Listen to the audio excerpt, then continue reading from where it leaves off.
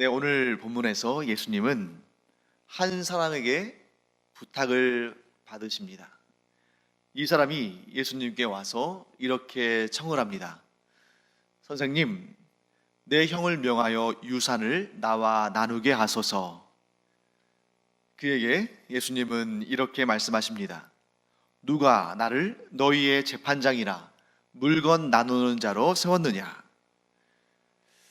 예수님은 지금 거룩한 그 무엇과 비교할 수 없을 만큼 소중한 하나님 나라의 복음을 전하고 계시는데, 기껏 한 가정에 형제 간의 유산을 분배하는 문제로 예수님의 소중한 시간을 빼앗았다고 예수님께서 이 사람을 책망하고 계시는 것일까요?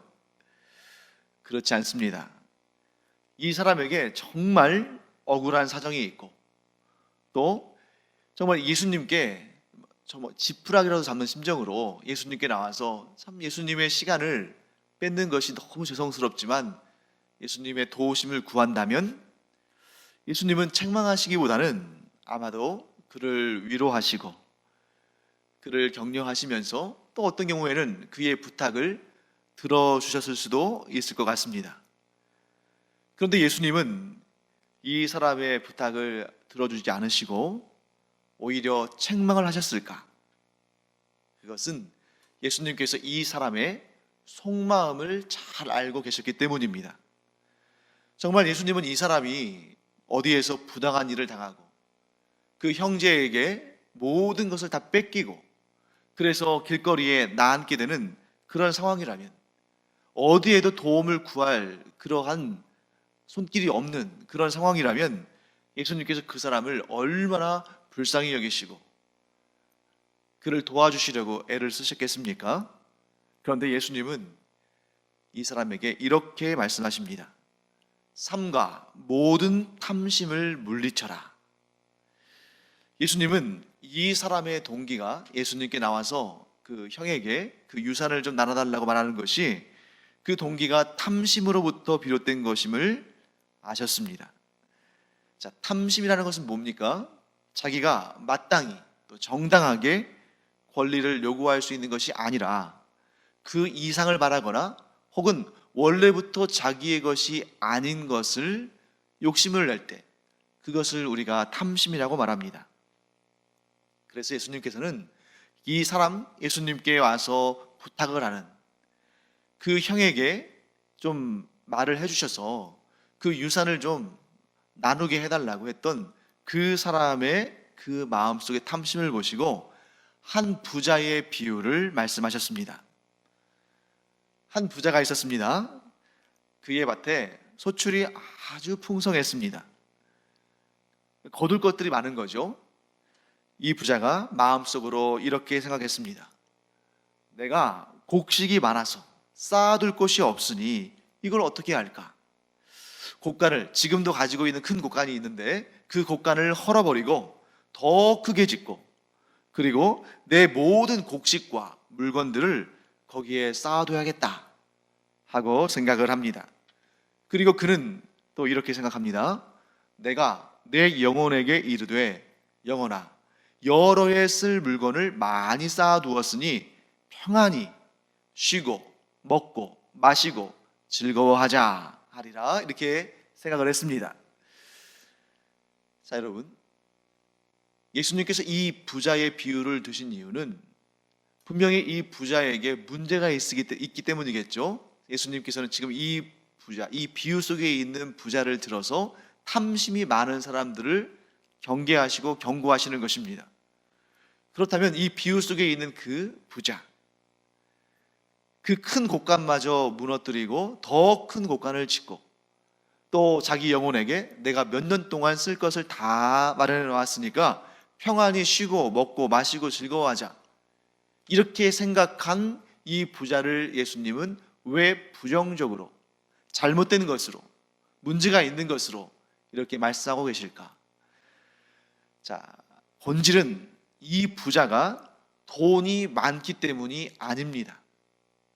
돈이 많다고 해서 무조건적으로 하나님의 책망을 받는다면 성경에 나와 있는 그 의로운 부자들, 하나님께 칭찬받고 하나님께 상 받고 그래서 재물이 넘치도록 많이 있었던 그러한 믿음의 위인들, 그러한 믿음의 부자들을 우리가 설명할 수가 없는 거죠.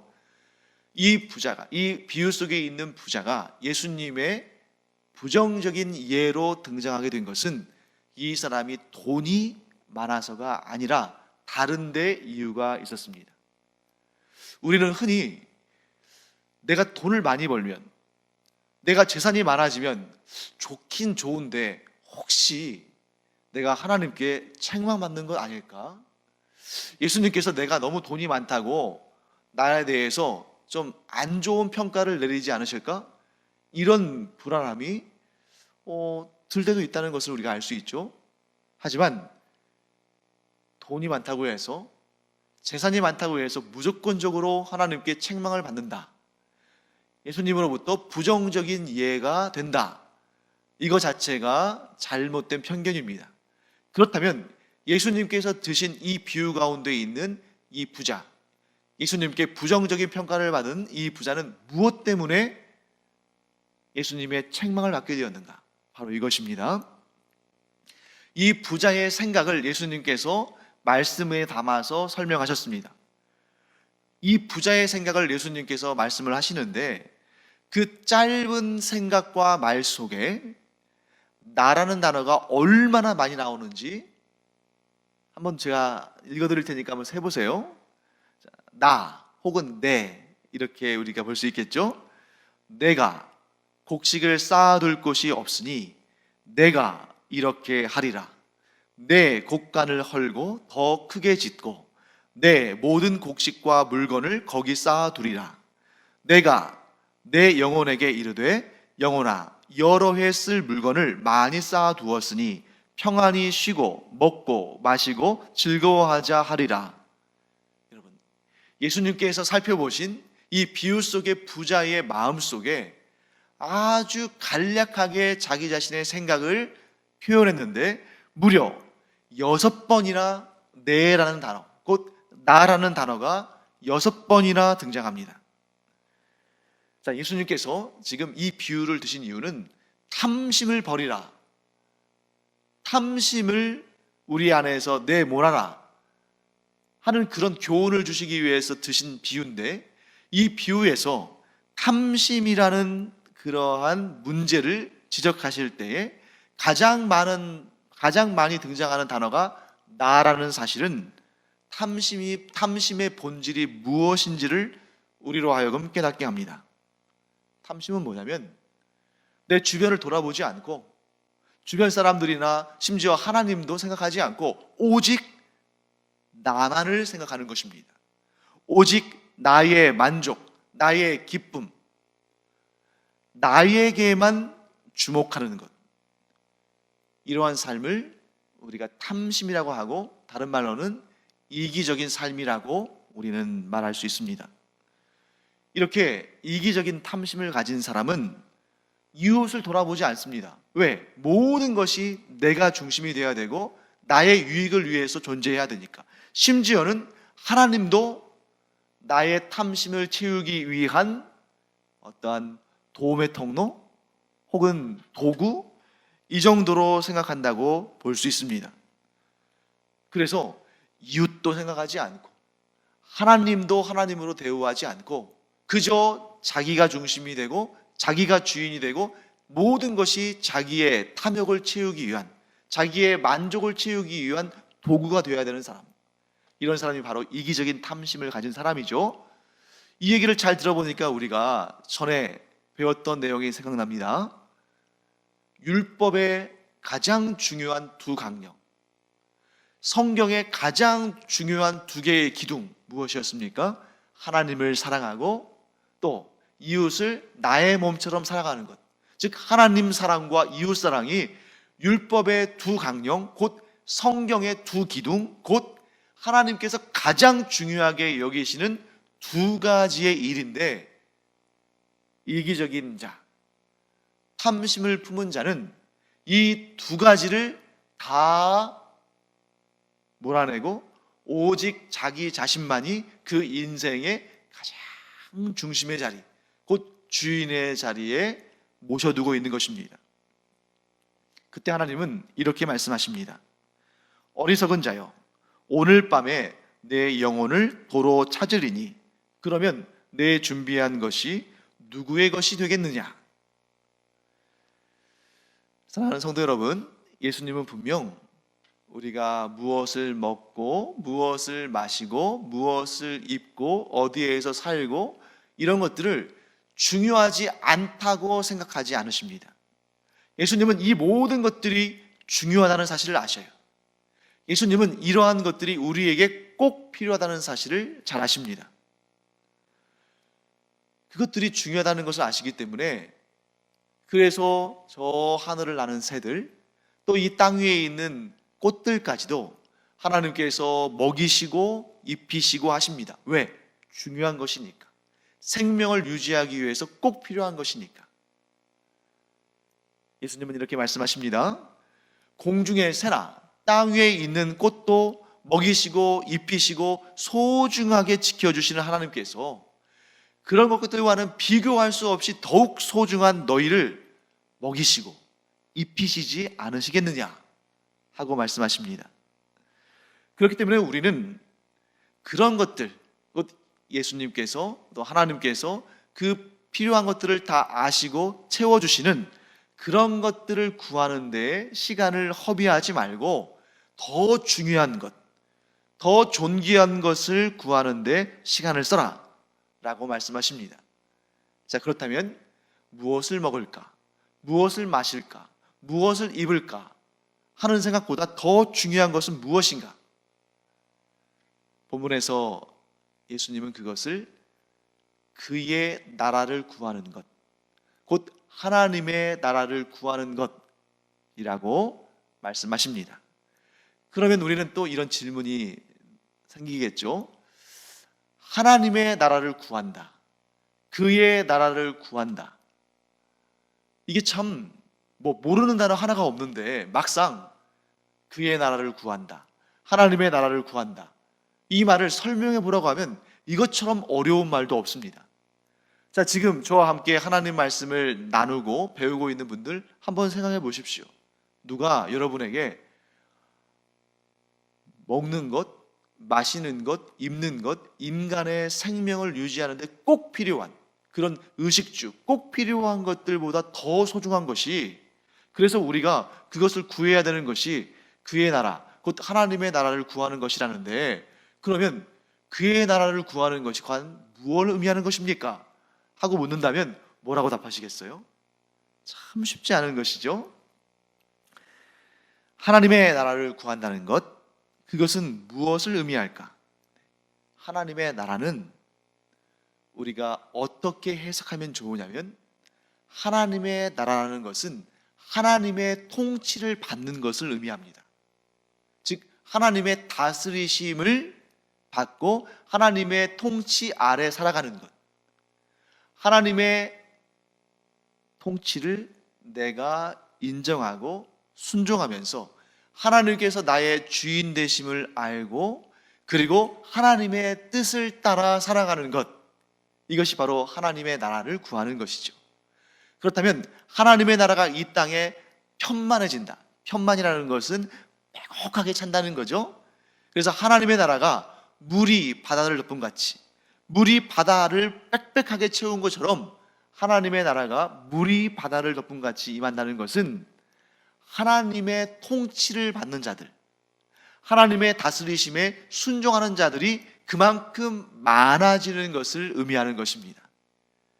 그러니까 옛날에 그런 제국주의적인 발상으로 이런 기독교 국가나 기독교 정치 세력이 온 세상을 지배하는 그런 걸 의미하는 것이 아니라, 한 사람 한 사람이, 그런 거대한 권력 집단이 아니라 한 사람 한 사람이 저마다 하나님을 자기의 주인으로 모시고 하나님의 다스리심에 순종함으로 따르는 것, 이게 바로 하나님의 나라가 확장되는 것이고, 바로 하나님의 통치하심을 구하며 하나님의 다스리심에 순종하겠노라고 스스로 다짐하는 것이 곧 하나님의 나라를 구하는 것입니다.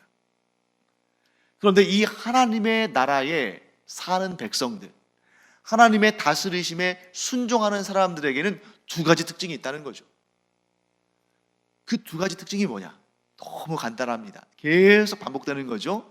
하나님 나라의 백성들, 곧 하나님의 통치하심을 받는 사람들에게서 발견되어지는 두 가지 공통점은, 첫째, 하나님을 사랑하는 것이고, 그 다음에 그것 못지않게 중요한 두 번째, 이웃을 나의 몸과 같이 사랑하는 것.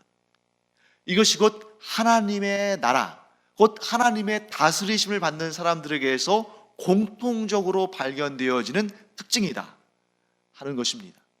그러므로 우리가 하나님의 나라를 구한다는 것은 뭐냐면, 내가 뭘 먹고 살지, 내가 무엇을 마시고 살지, 내가 무엇을 입으며 살지, 그런 데에 우리의 마음을 쏟는 것이 아니라, 그 모든 것은 나를 사랑하시고 나를 지켜주시고 보호하시는 하나님께서 공중의 새도 먹이시고 들의 꽃도 입히시는데, 하물며 나와 같이 하나님의 사랑과 은혜 가운데 있는 사람을 하나님께서 굶기시겠는가 하는 그런 믿음을 가지고, 물론 열심히 일하면서 돈을 벌고 살아야겠지만, 그러나 우리의 마음의 중심은 그런 먹고 사는 문제에 매달려 있는 것이 아니라 하나님의 나라를 구하는 것, 곧 하나님을 사랑하는 일과 이웃을 사랑하는 일에 우리의 마음의 중심이 서 있는 그런 사람이 곧 하나님의 나라를 구하는 사람입니다. 그래서 예수님께서 이렇게 말씀하시는 것입니다. 33절 말씀을 보시면, 너희 소유를 팔아 구제하여 낡아지지 아니하는 배낭을 만들라. 곧 하늘에 둔 바 담이 없는 보물이니 거기는 도둑도 가까이 하는 일이 없고 좀도 먹는 일이 없느니라. 여러분, 왜 여기서 느닷없이 구제에 대해서 말씀하시겠어요? 이것이 이웃을 사랑하는 가장 보편적이면서도 확실한 방법이기 때문이죠. 그러면 왜 우리가 구제를 해야 되는가? 그것이 이웃사랑과 관련이 되는데 왜 관련되는가? 자, 여러분, 어마어마한 부자가 있다고 해봅시다. 예를 들어서 재산이 한 10조 원쯤 된다고 생각해 보세요. 평생 셀 수도 없는 돈이죠. 그런데 그 부자가 오늘 예수님께서 비유를 들어 말씀하신 것처럼 하나님께서 그의 생명을 그 밤에 걷어가 버리시면 그 다음에 어떤 일이 발생할까? 그 10조나 되는 유산을 두고 얼마나 많은 법정에서 싸움이 일어나겠습니까? 서로 그 유산을 차지하려고. 결국 자기 자신은 이 세상을 떠날 때에 한 푼도 가져가지 못하는데, 그 고생하면서 벌어두었던 10조나 되는 재산이 누군가에게 다 흩어져 버리겠죠. 누군가가 다 이리저리 잘라서 가져가겠죠. 그런데 천국에는 그런 돈들이 필요가 없습니다. 그런 돈들 가운데 단 한 푼도 천국으로 올라가지 아니하고 이 땅에서 그냥 다 이리저리 흩어집니다. 그런데 천국에는 반드시 존재하는 두 부류의 인격체가 있습니다. 첫째는 하나님이 계시겠죠. 하나님께서는 천국의 주인이십니다. 그 다음에 어떤 존재들이 있겠습니까? 우리의 이웃들이 있겠죠. 그래서 우리가 이제 천국에 올라가게 되면 우리의 이웃들이 우리를 위하여 증언해 줄 것입니다. 하나님, 저 사람은요 참 귀한 사람입니다. 제가 그날 너무 배가 고파서 정말 하루에 한 끼를 사 먹을 돈이 없어서 그렇게 고통스럽게 정말 배고픈 상태에서 줄임배를 감싸 안고 이렇게 살고 있었는데, 저 사람이 나에게 따뜻한 밥 한 끼를 대접했습니다. 하나님, 저 사람은 참 의인입니다. 제가 목말라 갈증이 나서 정말 정신이 혼미한 상태에 있었는데 저에게 시원한 냉수 한 대접을, 한 사발을 저에게 건네줘서 제가 그 물을 마시고 정말 눈이 밝아지는 그런 경험을 했습니다. 참 착한 사람입니다. 하나님, 저 사람은 정말 귀한 사람입니다. 제가 너무 힘들고 낙심이 돼서 정말 내가 이대로 이 세상에서 살 수 있을지 없을지 모든 힘이 다 떨어지고 정말 좌절하고 낙심해서 주저앉아 있을 때에 저분이 저한테 전화를 해가지고 힘들죠, 힘내세요 하면서 저를 위로하고 격려하는데, 뭐 나한테 돈 한 푼 준 것도 아니고 밥 한 끼 사준 것도 아니지만 그 따뜻한 말 한마디가 내 인생을 살렸습니다. 자, 이렇게 우리와 함께 이 시대를 살았던 수많은 사람들이 우리의 증언자가 될 수 있다는 것이죠. 그러면 하나님은 그 얘기를 들으시면서 어떻게 하시겠어요? 그래, 내가 맡긴 그것들을, 그것이 물질이든 건강이든 명예든 무엇이든 간에, 은사든, 내가 너에게 맡긴 것을 네가 참 잘 사용했구나. 이제 내가 영원토록 썩지 않는, 네가 영원토록 누리게 될 그 보물을, 상을 너에게 주겠노라 하시면서 하나님께서 우리에게 풍성한 은혜와 복과 상을 주실 것입니다.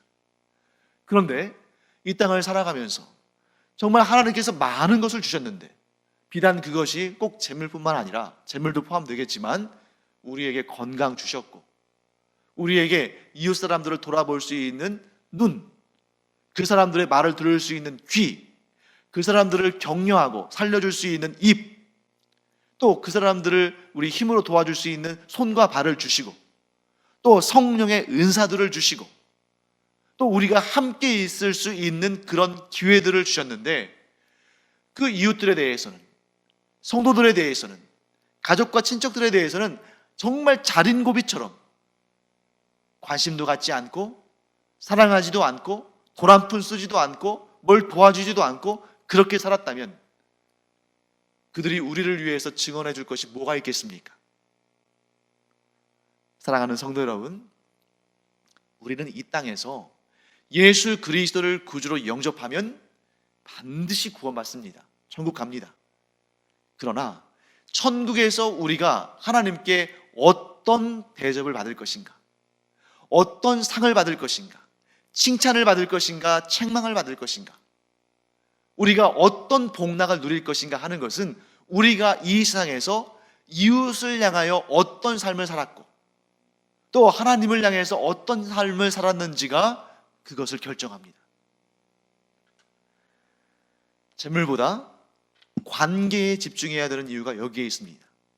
우리가 그토록 벌기를 원하고 많이 갖기를 원하는 재물들, 물론 이 세상에서 우리가 마음껏 누릴 수 있죠. 하나님께서 주신 것이니까. 하지만 그것들을 과연 나만 누리라고 주셨을까? 그 용도가 과연 나의 이기적인 욕망을 채우라고 주신 것일까? 하나님을 사랑하고 이웃을 사랑하는 일에 활용하라고 주신 것 아닐까? 이 세상에서 재물에 온통 관심만 갖고 지내는 것이 아니라 관계에, 하나님과의 관계, 사람과의 관계, 이런 관계에 마음을 쏟고 그 관계를 좋게 하기 위해서 물질도, 건강도, 은사도, 능력도 사용한 사람은 이 땅에서도 덕을 쌓을 뿐만 아니라 하나님의 나라에서 영원한 보물, 영원한 상을 받는다. 이것이 바로 예수님께서 말씀하시는 중요한 원리인 것입니다. 며칠 전에 제가 인터넷 통해서 이게 신문들을 쭉 보다가 정말 좋은 인터뷰 기사가 나와서 제가 홈페이지에도 그 글을 올렸고, 또 교회 밴드에도 그 글을 올려서 함께 읽기를 원하는 마음으로 이렇게 올린 적이 있습니다.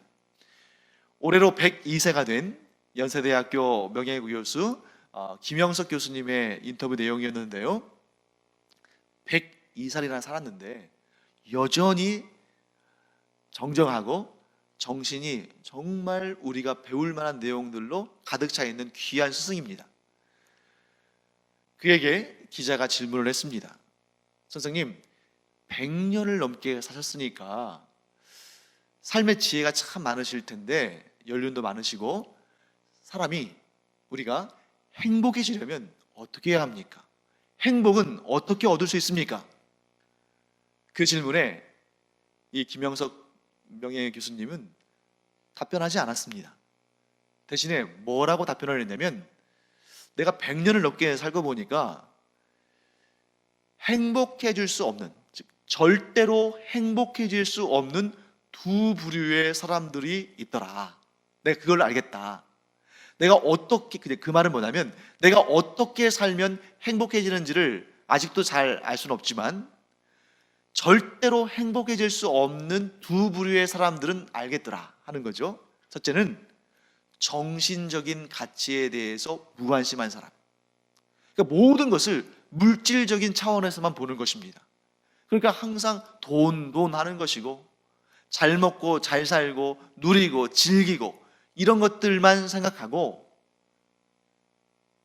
관계에 대해서, 정신적인 세계에 대해서, 하나님에 대해서, 또 이웃과의 사랑에 대해서 이런 돈이나 물질로 환산할 수 없는 돈과 물질의 너머에 있는 그런 정신적인 것에 대해서 관심이 없는 사람, 그런 것에 대해서는 어떠한 것도 추구하지 않는 사람은 결코 행복해질 수 없다는 것입니다.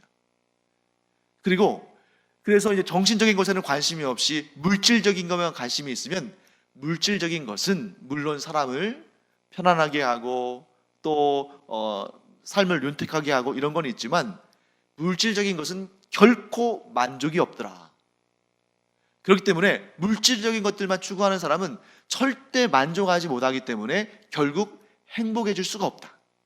하지만 그 물질이 아닌 정신적인 것, 대표적인 것이 우리 신앙이겠죠? 그리고 사랑을 나누는 일, 우정, 책임감, 열정, 이러한 물질로 바꿀 수 없는 이런 가치에 대해서 아는 사람은 행복할 수 있다 하는 것입니다. 절대로 행복해질 수 없는 두 번째 부분은 뭐냐면 이기적인 사람입니다. 그 김영석 교수님이 그렇게 말하는 거예요. 이기적인 사람은 주변을 돌아보지 않는다. 결국에는 자기만 남는다.